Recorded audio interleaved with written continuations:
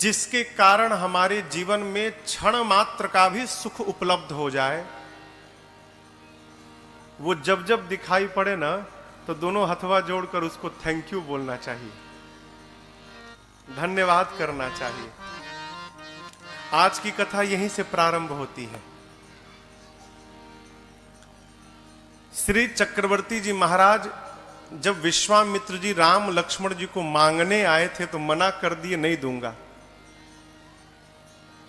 क्या बोले? देहा प्राण ते प्रिय कछु नाही,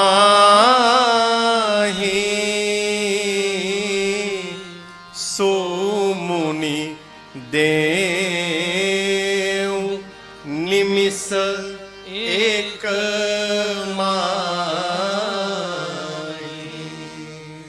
विश्वामित्र जी राम महाराज दशरथ से कहे थे, राजन आप राम लक्ष्मण जी को दीजिए।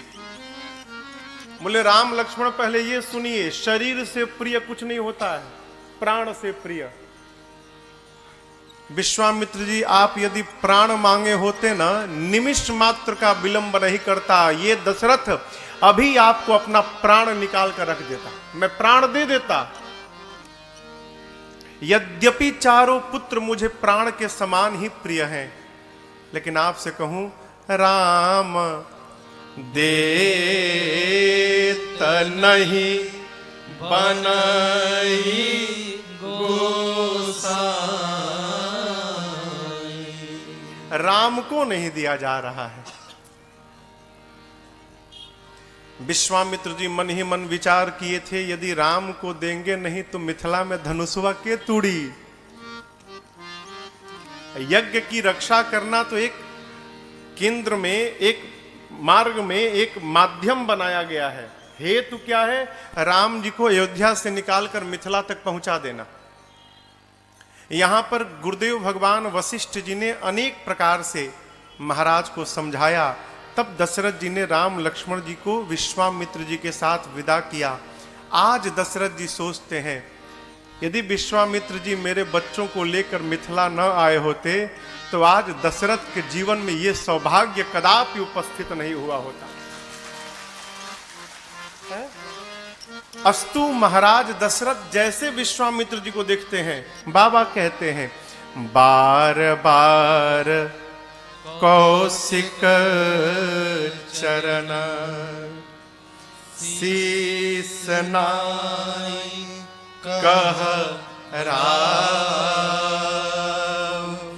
यह सब सुख मुनिराज तव कृपा कटाक्ष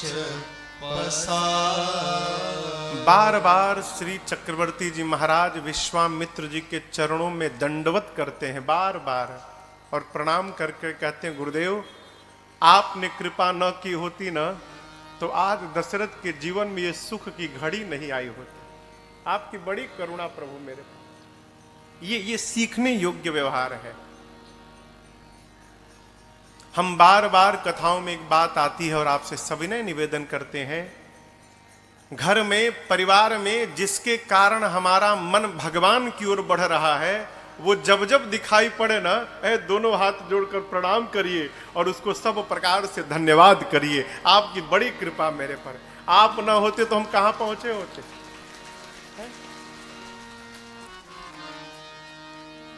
आजकल बारात पहुंचती है केवल भोजन के लिए।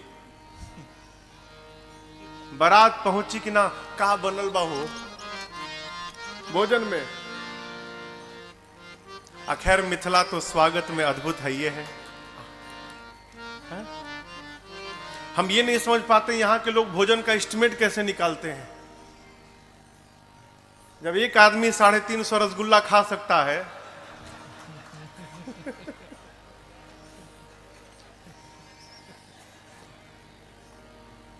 स्वागत सीखना हो तो मिथिला में आना चाहिए। मिथिला में जैसा स्वागत हो जाता है पाहुन का, वैसा स्वागत पूरे ब्रह्मांड में कहीं नहीं हो पाता है। ये मिथिला अद्भुत हो, अद्भुत नगरी।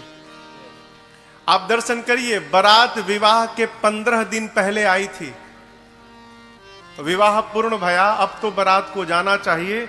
दशरथ जी महाराज नित्य प्रातः काल उठते हैं और जनक जी से कहते हैं महाराज जाएं बारात लेकर। बोले और एक दिन रुक जाइए। आइए चौपाइयों का स्मरण करते हैं। गोस्वामी जी कहते हैं, अरे दिन उठ बेदा अवधपति मांगा, दिन उठ बेदा अवधपति मांगा, राखहि जनक सहित अनुरागा, राखहि जनक सहित अनुरागा, नित नूतन आदर अधिकाई, नित नूतन आदर अधिकाई, दिन प्रति सहस भांति पहुनाई, दिन प्रति दिन भर सहस भांति पहुनाई, नित नव नगर आनंद उछाहु, नित नव नगर आनंद उछाहु, और दशरथ गवन सोहाई न काहू, दशरथ गवन सोहाई न काहू,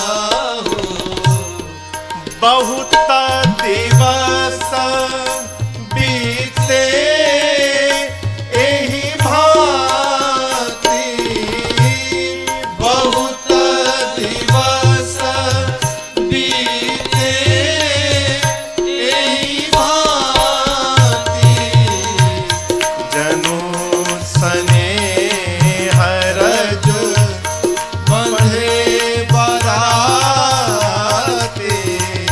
जनु स्नेह रज बंधे बराती, जनु स्नेह रज बंधे बराती, जनु स्नेह रज बंधे बराती।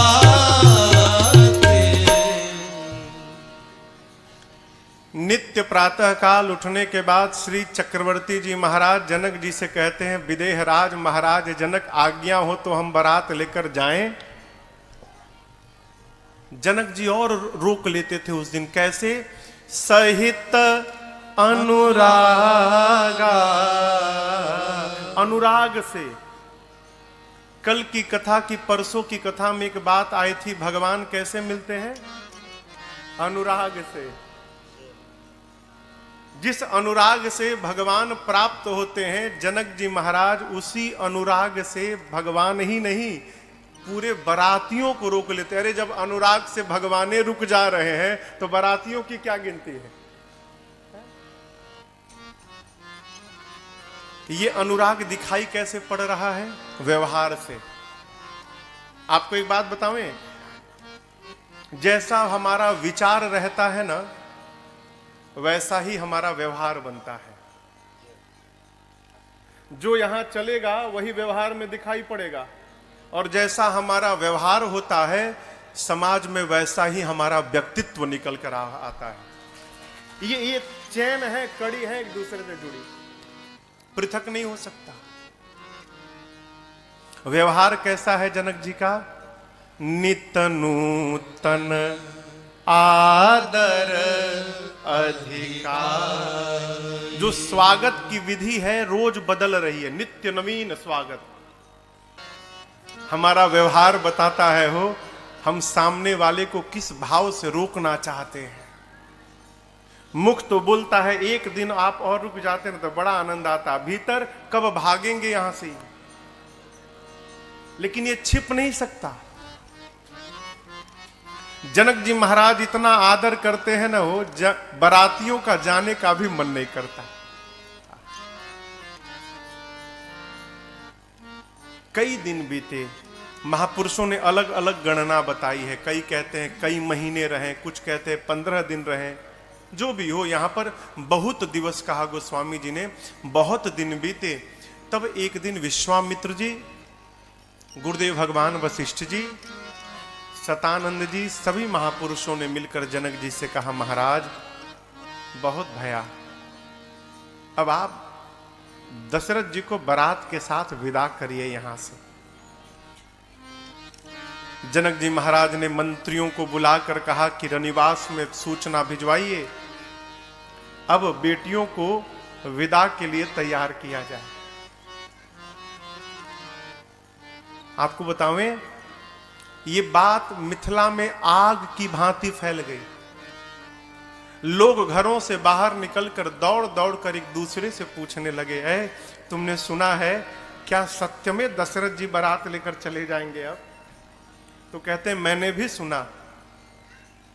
जिस प्रकार जल से मछली को निकाल कर छोड़ दो और जैसे मछली छटपटाने लगती है, मिथिला के लोग सुने कि अब किशोरी जी और राम जी यहां से चले जाएंगे, है, लोग छटपटाने लगे। प्रातःकाल सूर्योदय के समय खिला हुआ कमल का पुष्प संध्या में सूर्यास्त के बाद जैसे कुम्हिला जाता है हो, सारे मिथिला वासियों का चेहरा कुम्हिला गया। जनक जी महाराज अयोध्या से बारात आते समय जिन जिन स्थानों पर रुकी थी, बारात के वापसी के लिए उन सभी स्थानों पर बारात की समुचित व्यवस्था कराई। भोजन की हो, जलपान की हो, स्नान की हो, विश्राम की हो, मिथिला से लेकर अयोध्या की सीमा तक की व्यवस्था जनक जी ने कराई। कहारों से भर भर कर सामग्री को भिजवाया। दाइज देने की बात आई। दाइज यानी दहेज। जनक जी महाराज ने क्या दहेज दिया आपको पता है? 1 लाख घोड़े दिए। यहां लिखा है तुरग लाख। वो 1 लाख घोड़े होंगे क्या, तो उनको बांधने के लिए 25,000 रथ दिए। एक एक रथ में 4-4 घोड़े बांधे जाएंगे। 10,000 हाथियों को दिया, जो हाथी सिर से पांव तक सजे थे। और उन हाथियों को देखकर दिस्कुंजर देवता इंद्र लज्जित हो जाएं, दिग्पाल लज्जित हो जाएं कि ऐसे हाथी तो हमारे पास भी नहीं है। कहारों से भर भर कर जनक जी महाराज ने नाना प्रकार के वस्त्रों को, हारों को, स्वर्ण को, असरफियों को, नाना प्रकार की गौ माताओं को, महिषियों को इतना दाइज दिया जनक जी ने जिसका वर्णन नहीं हो सकता। देखिए, दहेज कोई बुरी बात नहीं है। बुरी बात क्या है? वर का पिता कन्या के पिता से जो मुख खोल कर दहेज मांगता है, यह बहुत बुरी बात है।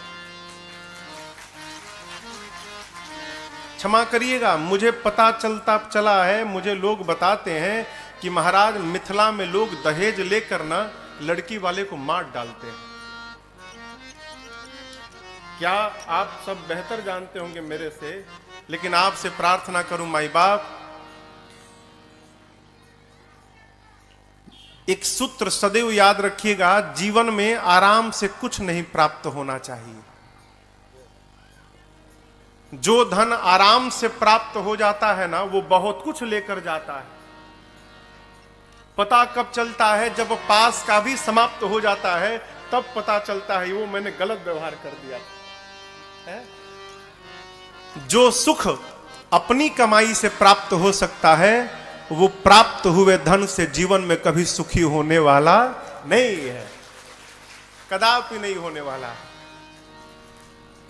वर के पिता के लिए योग्य है कि कन्या का पिता अपनी शक्ति और सामर्थ्य से जो कुछ भी दहेज में प्रदान करे, लड़के के पिता को उसको सहर्ष स्वीकार करना चाहिए। अनेक प्रकार से दाइज दिया बेटियों को माताएं दुल्हन के रूप में सजाती हैं और नारी धर्म का सुंदर उपदेश करती हैं। माताएं बेटियों को क्या करती हैं सुनिए। पहले तो आशीर्वाद देती हैं, होए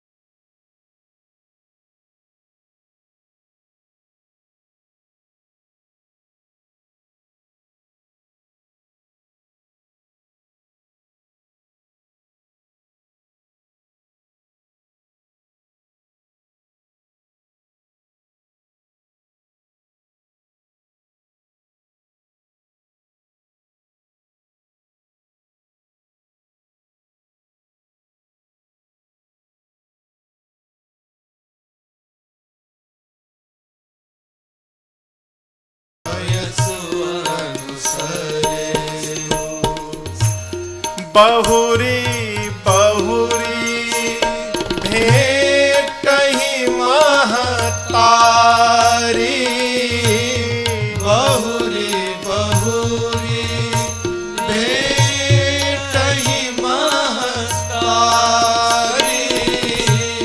कहीं बिरंची रचिकत नारी, कहीं बिरंची रचिकत नारी, होए हु संतत पियहि प्यारे, होए हु संतत प्रियहि प्यारे, चिरुअहि बात आशीष हमारे, चिरुवहि बात आशीष हमारे, चिरुवहि बात आशीष हमारे। माताएं पहले आशीर्वाद देती हैं, होए हु संतत पियहि प्यारी। संतत यानी निरंतर आप अपने पति को प्रिय होइएगा। आपके माथे का ये सौभाग्य सदैव अखंड बना रहे, हम आपको आशीर्वाद देते हैं। सीता जी ने कहा, माँ आपने कहा कि अपने पति को सदैव प्रिय होना। माँ हम कौन सा व्यवहार करेंगे कि हमारे पति हमको सदैव प्रेम करेंगे? तो माँ ने व्यवहार बताया, सास ससुर गुर सेवा करे, पति रुख लखी आयसु अनुसरे। माताओं ने कहा, सास ससुर श्रेष्ठ जनों की जाकर वहां पर सेवा करना। आपसे निवेदन करूं, सेवा करके किसी को भी अपना बनाया जा सकता है। सेवा के भीतर वो ताकत है माई बाप, पत्थर द्रवीभूत हो सकता है? अपनापन के दो सिद्धांत हैं, दोनों में से कोई एक कर जाइए। क्या? पहला, या तो सामने वाले के लिए इतना कर दीजिए कि वो आपका बन जाए। सामने वाले के लिए इतना कर दीजिए कि वो आपका बन जाए। और यदि ये नहीं कर पा रहे हैं तो दूसरा उपाय, अपने अभिमान से नीचे उतरकर आप ही स्वयं उसके बन जाइए। इसके अलावा तीसरा कोई सिद्धांत नहीं है। आप उसका बन जाइए, नहीं तो उसको अपना बना लीजिए। उसका बनने के लिए अभिमान से नीचे उतरना पड़ेगा, अपने को विलीन करना पड़ेगा, अपने अस्तित्व को मिटाना पड़ेगा।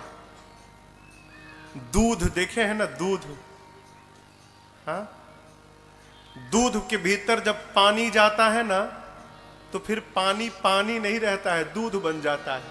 क्यों? पानी जब दूध में जाता है तो पानी अपने आप को समाप्त कर देता है, अपना नाम समाप्त करता है, अपना पहचान समाप्त करता है और अपना स्वरूप भी समाप्त करता है। दूध सोचता है इतना प्रेम करता है ये मुझे कि मेरे लिए इसने अपने अस्तित्व को ही मिटा डाला। दूध कहता है मित्र कोई बात नहीं, आओ आओ, तुम अपना पहचान समाप्त कर दिए हो ना, तुमको मैं अपना पहचान प्रदान करता हूं, अपना रूप दूंगा, अपना रंग दूंगा, अपना स्वाद दूंगा, यहां तक कि अपना मूल्य देकर तुमको अपने साथ ही बाजार में बिकवा डालूंगा। करता है कि नहीं करता? ये क्यों? समर्पण के कारण है। सेवा करके अपना बना लीजिए। आजकल मालूम है सबसे बड़ी समस्या क्या है? हम कर्तव्य करना नहीं चाहते, हम केवल अधिकार की बात करते हैं। ये हमारे साथ होना चाहिए, अरे तुम भी कुछ करोगे? कर्तव्य करने वाले को अधिकार मांगना नहीं पड़ता, कर्तव्य करने वाले के पीछे पीछे अधिकार स्वयं दौड़कर पहुंचता है। कर्तव्य करिए। कहां करिए? घर से प्रारंभ करिए। भक्त को कभी आलसी नहीं होना चाहिए। भक्त को घर में, परिवार में, समाज में एक उदाहरण प्रस्तुत करना चाहिए। अपने जीवन से, अपने व्यवहार से जितना कोई काम ना करे उससे अधिक काम केवल भक्त को करना चाहिए। माताएं कहती हैं कर्म करेंगे, सेवा करेंगे तो पति आपको प्रेम करेंगे। नारी धर्म का उपदेश करती हैं। इधर राम जी रनिवास में गए हैं, सखियां चारों दुल्हा सरकार को स्नान कराती हैं, सजाती हैं, दिव्य उबटन लगाकर नहवाती हैं। उबटन लगता है ना हल्दी का, उबटन लगाकर नहलाती हैं। उसी में से एक सखी ने कहा प्रभु आप चले जाएंगे? राम जी बोले हाँ। उसने कहा मैं एक प्रार्थना करूं प्रभु? कहती है अरे ए पाहुना एहे मिथिले में रहूना, ए पाहुना एहे मिथिले में रहूना, जौने सुख बा ससुरारी में, जौने सुख बा ससुरारी में, तवन सुखवा कहूना, ए पाहुना ये मिथिले में रहूना, ए पाहुना एहे मिथिले में रहूना। लक्ष्मण जी बोले हमारे पास घर नहीं है क्या कि हम यहाँ रहेंगे ससुराल में? सखी ने कहा कि देखिए छोटके भैया, आप लोग यदि यहाँ रहेंगे ना तो आपके भैया का बहुत लाभ होने वाला है। बोले क्या लाभ है? बोले देखिए कितने करिया हैं, भाग्य मनाइए कि मिथिला थी कि विवाह हो गया। यदि राम जी इस मिथिला में रुक गए तो हम लोग रोज सवेरे उबटन मलिके इतर से नहवाई बहो, रोज सवेरे उबटन मलिके इतर से नहवाई बहो, एक महीना के भीतरे करिया से गोर बनाई बहो, एक महीना के भीतरे करिया से गोर बनाई बहो, झूठ कहत ना पानी तनिको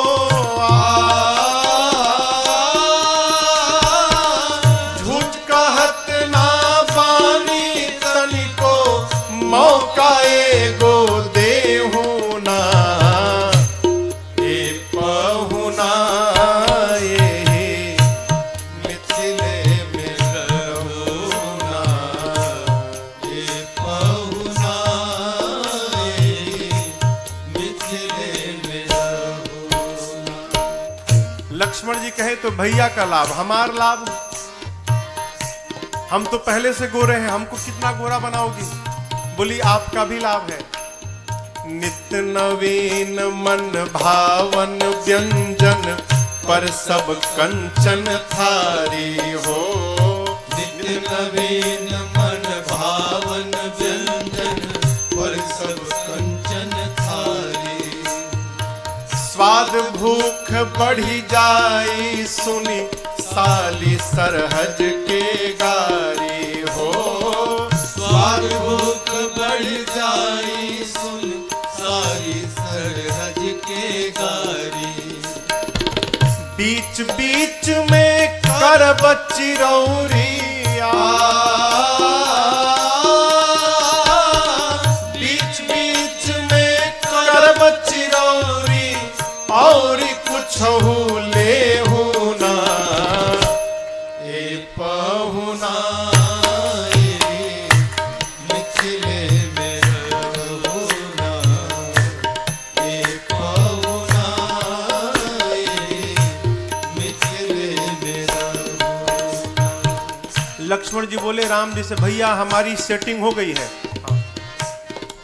सब हो गया है बात, 1 महीना में आप गोरे हो जाएंगे और हमको चकाचक भोजन मिलेगा यहाँ पर, भैया यहीं रहा जाए, बहुत लाभ है यहाँ पर।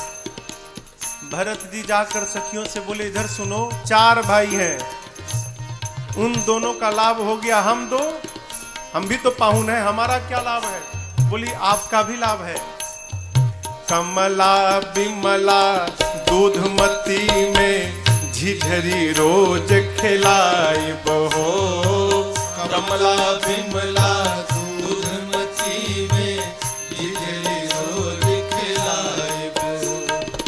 सावन में कजरी गा गा के, झूला रोज झुलाई बहो। सावन में कजरी गा गा के, झूला रोज झुलाए बहो। पवन देव से करबनि होरा, पवन देव से करबनि होरा, हौले हौले बहुना ए पहुना। मिथिले में रहुना, एक पहुना, मिथिले में रहुना।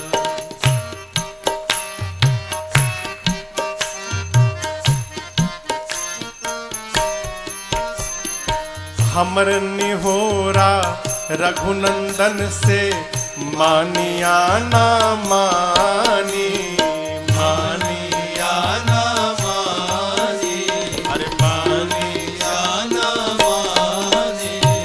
पर ससुरारी के नाते, परताप के आपन जानी, परताप के आपन जानी, परताप के आपन जानी। या मिथिले में रह जइयो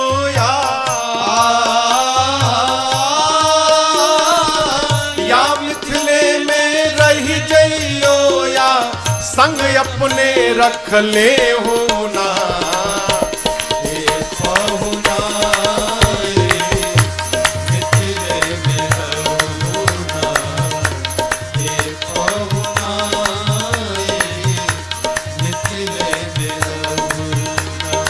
जौने सुख बा ससुरारी में, जौन सुखवा ससुरारी में, तवन सुखवा कहू ना ए पहुना। मिथिले में रहुना, ए पहुना, मिथिले में रहुना, ए पहुना, मिथिले में रहुना। अब आप कहिए ऐसे कोई रोकेगा तो जाने का मन करेगा?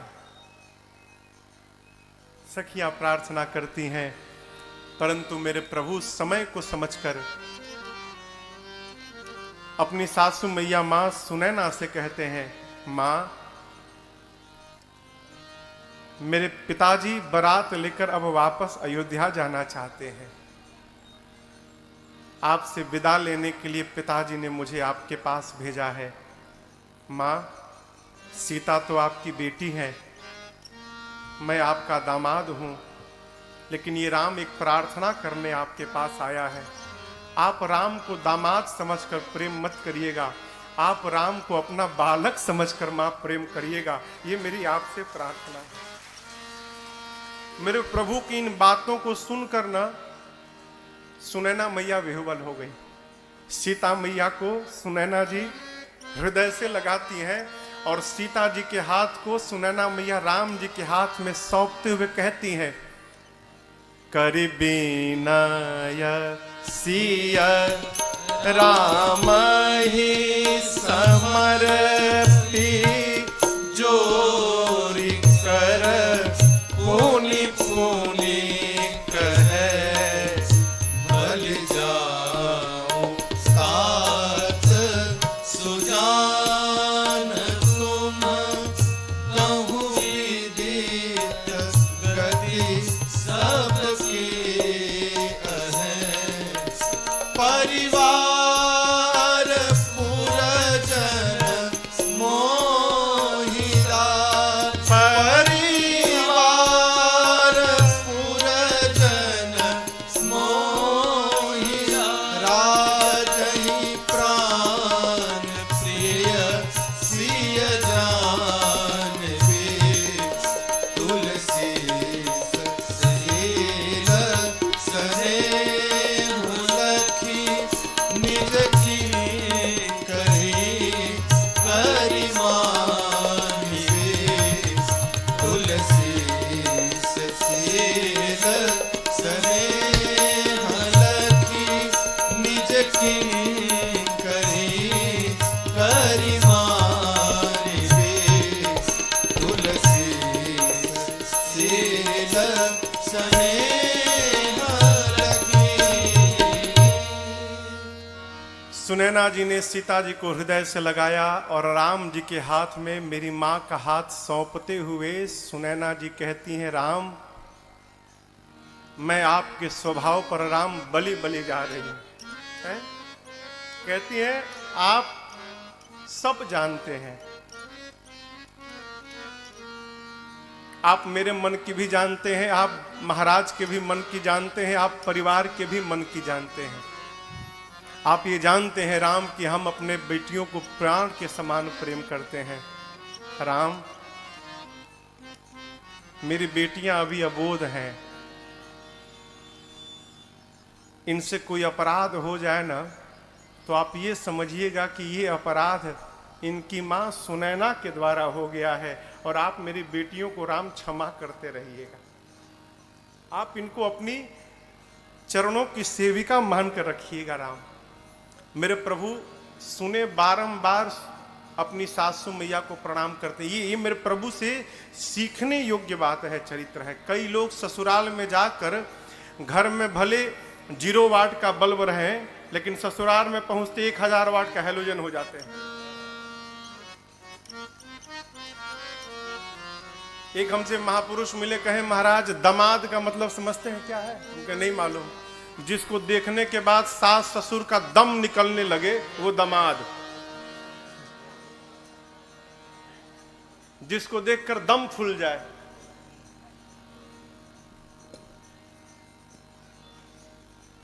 आग का गोला मत होइए।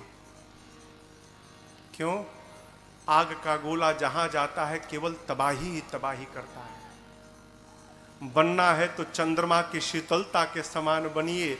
जो गर्म है अपनी शीतलता से उसको भी शांत कर देता है। ये चरित्र है। मेरे प्रभु कितने शील हैं, वो बारंबार सासू माताओं को प्रणाम करते हैं, सासू मैया को प्रणाम करते हैं। प्रभु के साथ मैया दुल्हन के रूप में विदा लेकर जाती हैं। ऐसा लगता है मानो मिथिला में करुणा ने आकर डेरा डाल दिया। जो जहां है वही रो रहा है। मनुष्य नहीं, मनुष्य को तो छोड़िए, अश्वशाले में अश्व रो रहे हैं।